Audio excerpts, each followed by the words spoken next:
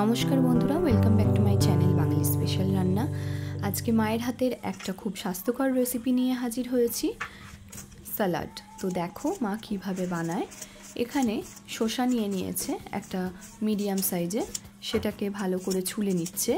এখানে একটু বলে রাখি, সব শসা কিন্তু ভালো হয় না, একটু তিতকুটে ভাব থাকে, সেই জন্য মাথার কাছটা একটুখানি কেটে মুখে দিয়ে দেখে নিতে হয় তেতো ভাবটা আছে কিনা।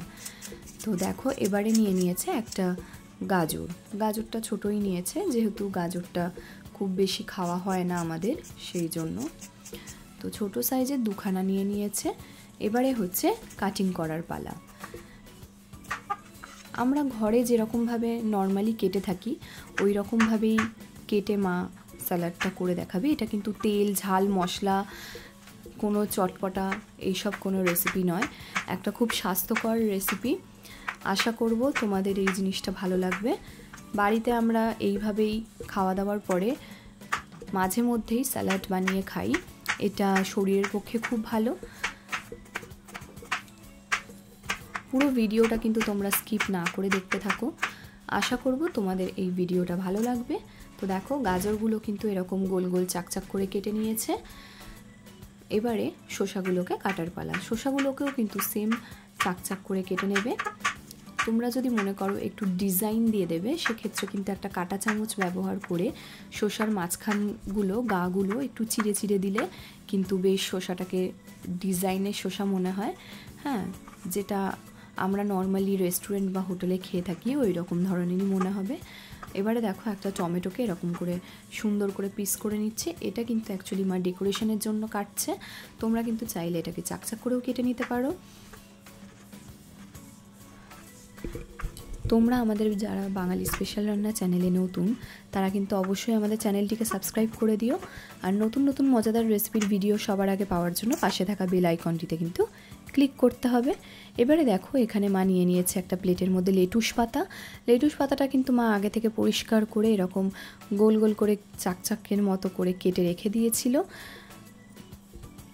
লেটুস পাতা সাধারণত আমরা স্যান্ডউইচে খাই, কিন্তু লেটুস পাতা কিন্তু শরীরের পক্ষে খুব ভালো। এটা যদি এরকমভাবে একটা স্যালাডের মধ্যে করে খাওয়া যায় তাহলেও কিন্তু মন্দ হয় না, যেহেতু সবুজ জিনিস সেই জন্য খেতে খুব একটা খারাপ হবেও না।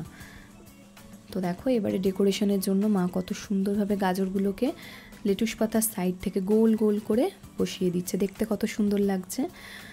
এইরকমভাবে যদি খাওয়া দাওয়ার পরে এরকম সাজিয়ে গুছিয়ে দেওয়া হয় তাহলে কিন্তু এটাও খেতে মন্দ লাগে না। তো আমাদের হোয়াটসঅ্যাপে বাঙালি স্পেশাল রান্না চ্যানেলটিকে তোমরা ফলো করে দিও। আর হোয়াটসঅ্যাপের মধ্যেও কিন্তু নতুন নতুন মজাদার রেসিপির যে লিঙ্ক সেটা কিন্তু আমরা শেয়ার করে দিই, তোমরা কিন্তু চাইলে ওখান থেকে দেখতে পারো। আর প্লিজ প্লিজ প্লিজ আমাদের হোয়াটসঅ্যাপের চ্যানেলটিকে সাবস্ক্রাইব করে দিও।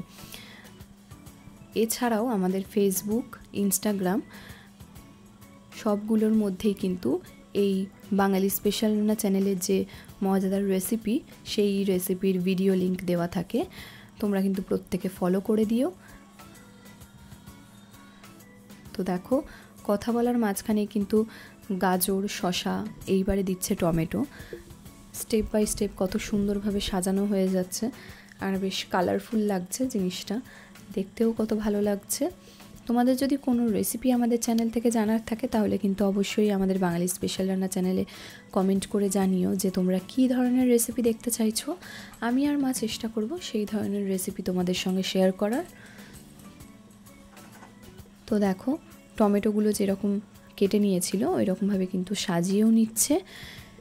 এটা একটু সাজাতে সময় লাগে কিন্তু দেখতে ভালো লাগে এই আর কি।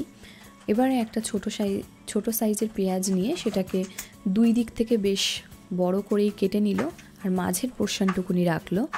আর একটা গাজরের যে চাক করে কেটেছিল সেটাকে স্কোয়ার শেপে কেটে নিয়ে একটা টুথপিকের সাহায্যে পেঁয়াজের মাঝখানে গেঁথে দিয়ে ওই স্যালাডের ওপরে বসিয়ে দিলেই কিন্তু আমাদের স্যালাডটা দেখতে দারুণ হবে, আর দেখতে ভালো হলেই কিন্তু খেতেও ইচ্ছা করে। তো আশা করব তোমাদের এই রেসিপিটা ভালো লেগেছে। ভালো লাগলে কিন্তু লাইক শেয়ার কমেন্ট করতে ভুলো না। আর তোমাদের পাশে থাকাটাই আমাদের চ্যানেলের জন্য কাম্য। তো দেখো কমপ্লিট হয়ে গেছে। ভালো লাগলে লাইক শেয়ার কমেন্ট করতে ভুলো না। Tata, thank you.